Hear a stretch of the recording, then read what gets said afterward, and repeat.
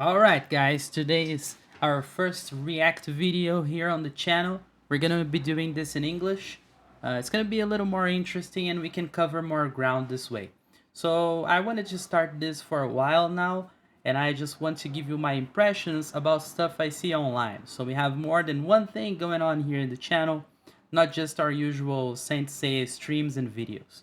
So today we're gonna talk a little bit about Ludwig.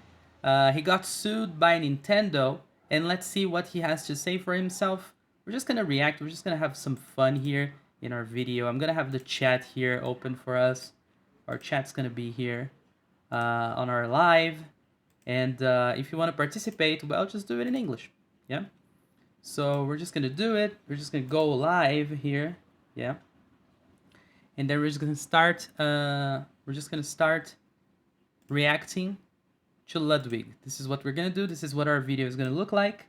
And yeah, that's our first React video, and that's our first video in English in a long time.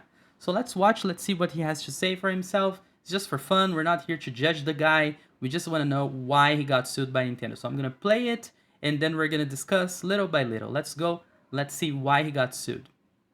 And I got sued by Nintendo. It actually happened a few months ago, but I feel like it's worth bringing up now because of some huge drama and updates that have come out of the Smash scene. And even if you're the most casual of Smash fans, it's worth knowing about because this could change Smash as we know it. Or could it? But let's get into that in a little bit. First, back to me getting sued. It was technically a notice of infringement of intellectual property. And I'd show you the paperwork and verify it, but they did post my address in like ink in the background of every single piece of paper in this notice of infringement. So I can't actually show you. But to my very, very small understanding, I am a YouTuber after all, it's basically like a baby cease and desist. Because Yeah, so he was starting to host some Smash tournaments. That's Super Mario Smash Brothers. That's a good game with many different kinds of characters. And he got sued by Nintendo so that he would stop. But it's not really a serious type of suit. And let's take a look at more details. It's just a basic infringement, a notice of infringement. Let's see what else he has to say for himself. Which, by the way, I don't think it's a big deal. I think if you want to host your own championship, you can do it. But let's get some more information about it. Let's see. rather than saying, hey, you must stop and never do this, they were like, hey, you must stop and then follow our rules. You cannot use your rules. Now, what was the big rule difference? Well, basically comes down to modifying the game. If you don't know, I ran an event this past few months this year called the Ludwig Ogren Championship Series. It was a pretty damn big Smash Invitational with an open qualifier.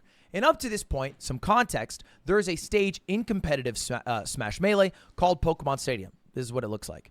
And in it, it has different transformations, right? It can look like this with a couple of big old platforms. It can look like this with a big old windmill you can stand on.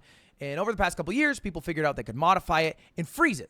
So it basically always looks like this. And it was basically less luck involved because some stages and transformations are good for other characters and not so good for other characters. And Nintendo was like, hey, we don't like when you modify our game. Please do not modify our game. So I didn't. I didn't do that. Yeah, so there was this stage is very cool in Smash Brothers where you play in the Pokemon Stadium. So it's very interesting, and he was using that for his tournament, right? So that is what happened, and this is the beginning of the story. Let's see the rest of it.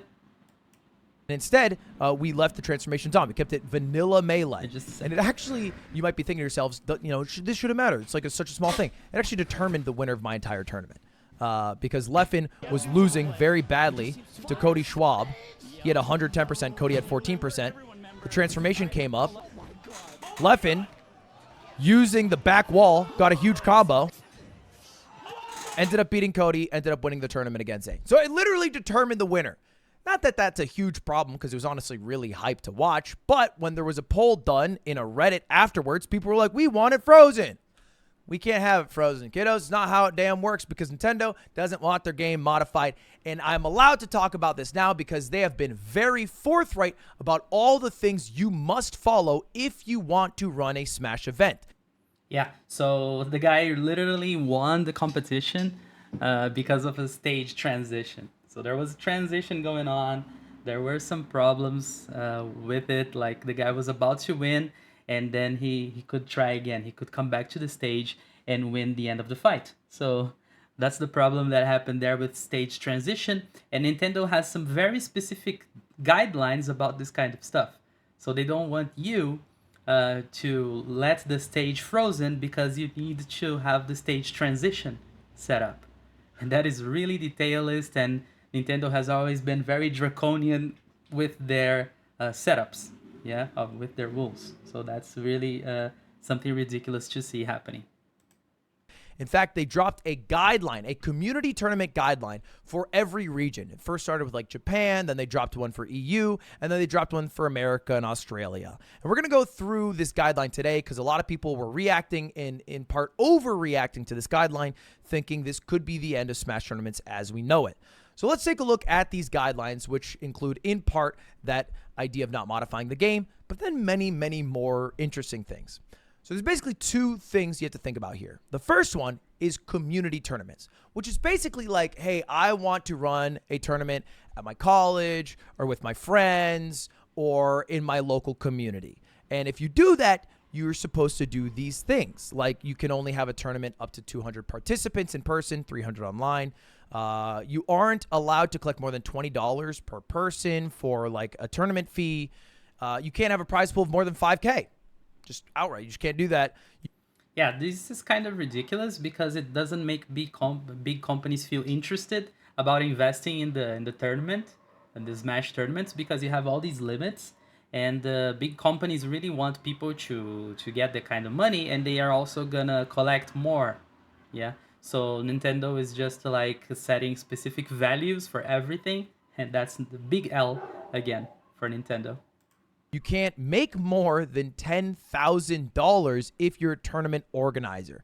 I don't agree with all these outright. I don't think that, for example, a tournament organizer should necessarily only make 10K. I would feel fine if my local tournament organizer was able to make a full-time living and then provide better tournaments because they don't have to do a job and then a side hustle that's a passion thing where they're not allowed to actually make money. I feel like that's a little weird. There's also a couple of weird specific rules that they threw in.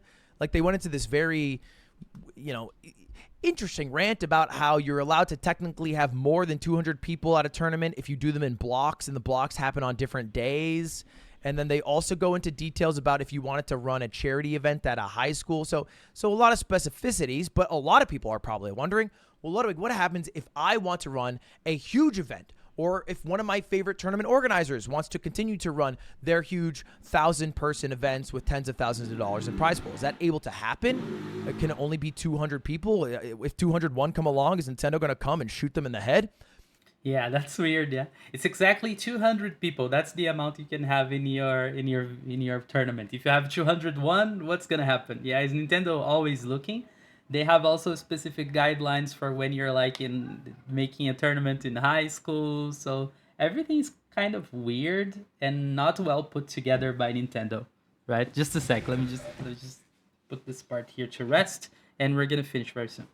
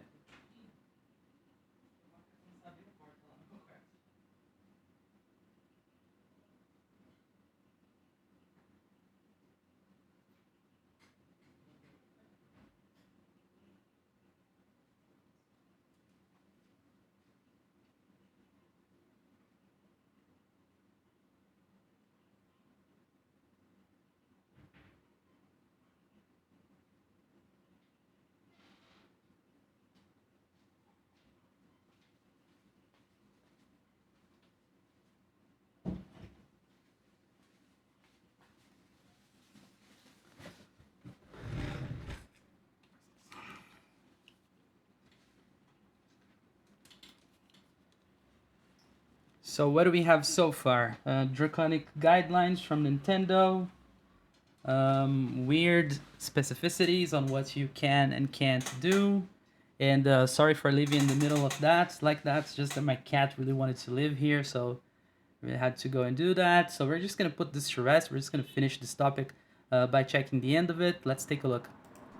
No, not necessarily, at least. The way it looks right now is that if you want to run a large event, you must get permission from Nintendo, right? You must get a license and submit an application for license to use Nintendo games at your tournament. And if you get a license, then you are conceivably allowed to break most of the rules, like the player entry rule, the prize pool rule, and maybe the how much you make rule.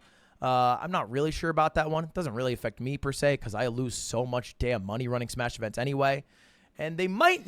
This happens a lot with many streamers and many people that have a lot of money. They are interested in the market, so they start investing on it, like tournaments, things like that, but they only lose money because they have already gotten a lot of money from their streams, from the other things they do, and they try to invest here. So when you're investing in things that work competitively, like in League of Legends and many other types of games, um, you are really wasting money. It's burning money, actually, that these guys usually do. I'm not criticizing Ludwig here. I think he should really search for things that he likes. I think that's interesting. You should always invest in something you like. The problem is like losing money the way he does. I don't know if it's that much money as he says, but I don't know. It's hard to try to meet up like doing things you like and investing on other kinds of stuff. So yeah, there's that. Not accept your event if you break these. These are kind of like the hard and fast rules, the Bill of Rights, if you will, the ones that just absolutely cannot be violated by Nintendo. They won't approve an event if you do any of these. If you violate laws, infringe IP, fake that you have a license, and then interestingly here, involve any cheating, unauthorized access, modification of the game itself, aka why they came for me, why they sent me that baby cease and desist. And then there's some vague things here, like if you use game consoles, accessories, and software not licensed by Nintendo. So I don't know if you have a Mad Catz controller, are they going to come kick you in the throat?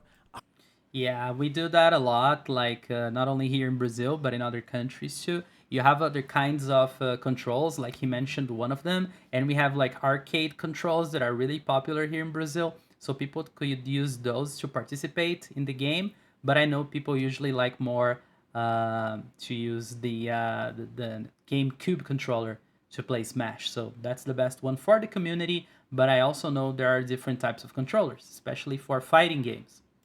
I don't know. That seems like really hard to regulate by Nintendo. And there's an interesting conversation to be had about the box as well, which is a whole nother can of worms I don't need to get into. But if you happen to follow all of these and you send in your request to Nintendo to authorize your event, then conceivably you should be able to run an event of really any size. At least that's the idea as it seems. And Nintendo, that's at least what it seems, does have the right to cancel anything. Right? They can cancel any community tournament if there's 307 people instead of the 200 people allowed, or they could conceivably cancel any big event or not give them a license if they do not see fit.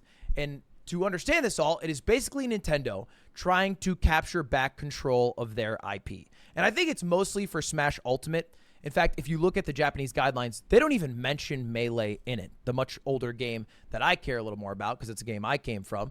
But in the North American one, they do. Because they kind of have to, because we forced their hand, because we've kept their game alive for much longer than I think they would have liked to. Yeah, totally. In the US, it's a big sensation to play Smash Brothers Melee.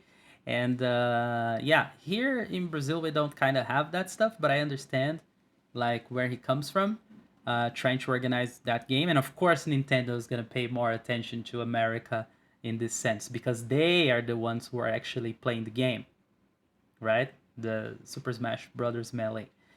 And they're not really playing Ultimate that much, and in Japan, they also don't play this game so much. So those two things are important. But in the conversations that my team has had with Nintendo, they've seemed pretty open to letting us run events. And they said that they would try to give permission for events to be run within a reasonable time frame, like 1 to 2 months. And that's the big concern here, because none of these guidelines truly matter. Most locals will be too small for Nintendo to know or care or be able to keep up with anyway. So if you have 205 people instead of 200, they're not going to give a rat's ass. And then the big events, they have to get permission from Nintendo. And so as long as they give the permission, it's fine. Yeah, we can't have Frozen Pokemon Stadium, but I don't think that is the worst thing in the world if we're able to continue running events for the next 10 or 20 years or so. And as far as that question, how quickly will Nintendo actually be giving out these licenses? We have a little bit of an idea because these have already rolled out in Japan. The applications to get your event license has already rolled out in Japan, and it's happened really fast. A Japanese Hokkaido local submitted their form in the Nintendo guidelines, and it got accepted in one day. And then one of the largest events in Japan, Sumabato, applied, and they got accepted for 10 events, the next 10 events. Yeah, so that's something interesting too. If they just try it in Japan, they just get accepted in any Smash tournament that they want because they don't have this kind of problem with people organizing a lot of tournaments. So if they want, they can just organize even big events if they want, and Nintendo just allows them to. Also, because Nintendo is a nationalist, they really prefer Japan. You can even see how in Nintendo Directs, we see the presenters preferring to speak Japanese rather than English. So we can see a lot of that in Nintendo, like protectionism of their country, and this is happening. And Ludwig is just making a comment about it. Like for us here in the States, it's so hard to get a permission, and we have to wait for a long time. But in Japan, you wait for a day or two, and then it's easier. Events are totally fine to be run. So it seems as though Nintendo's actually doing a good job of keeping up giving licenses for their events, at least in the Japanese scene. Hopefully they follow suit in the North American scene, the European scene, the Australian scene, or wherever people want to play Smash around the world. Yeah, he's being very hopeful here that people maybe will get their licenses. But I'm thinking Nintendo is going to give more licenses to Japan. But there are other countries who can get it too, and he's very hopeful about it. Let's see. And that's basically it. That's the update. So it should be fine as long as they actually keep up with their applications and they approve them. Things should be good, but we'll see. And I'll let you guys know if they're like, hey, Ludwig, we don't like that you're putting up a prize pool of 50K. Because that's where I'd be like, well, what do you mean, man? For these people are broke. They need. Yeah, so 50K, that's his prize pool. But he just saw in the guidelines that is like 5. I don't know, man. I think he's just gonna get sued again for raising such a high prize pool. So maybe he's gonna have that problem. He wants to do it, but I don't know if they're gonna let him. Some money. I don't mind doing it. I have a sponsor to cover it. Why not? That's where I feel like it would be crossing the line. And I'll leave it off with a little bit of a quote from the GOAT. You can take my controller, my GameCube, my CRT. I'll tell you something. I'll play Melee in my fucking mind. As long as Melee lives, I will play. And if you take it all, we'll fucking play in a garage. 20 people there, hot, sweaty, gross. Me versus Zane behind a 7-Eleven for 25 bucks. And that's what it's always going to be. You don't understand that the money, the fame. Nobody gives. Anybody who wants to be a top player gives no fucks about that. Exactly, man. Exactly. We don't really care about this. We just want to play games. People are saying here in my chat. I usually get this when I stream in English. Like, oh, do you want to be famous? Don't you want to know how it's like to be famous? You just have to pay us this and that, and then you're just gonna get famous. First of all, I know I'm not. This is just like something I do for fun, so I'm not gonna follow suit and look for these kinds of investments. But yeah, this is what it comes down to. A lot of guys playing games wherever they want, however they want to do it. Yeah, this is what it comes down to. It doesn't matter if you're famous, if you're rich or not. So I agree with this guy. Small tournaments are always fun. And that's the end of the video. Let's see. So if you try to shut us down, you'll never shut us down. You think you might, but I promise you with all my soul, you got nothing on the Melee community. So you can try. You're not going to succeed, whoever you are. Just remember that. So those are the huge updates in the Smash community. Exactly. So that's the end of his video, and that's the end of my video too. I leave you guys with that thought, like, don't ever do things because you want to be famous. Don't ever do things because you need more money on your bank account. Like, this is important, but it's when it's your job. When you're doing something like a hobby, like playing video games, recording videos, doing things you do, nobody can stop you. So that's just an example with Smash Brothers. And this is another example from Ludwig getting sued by Nintendo. Yeah, Nintendo just sues people outright. So that's it for today. I'm just going to go, guys. I have a lot of stuff to do here in my job. Thank you very much for watching this video. And that's it now. We're just going to go. Bye-bye. See ya.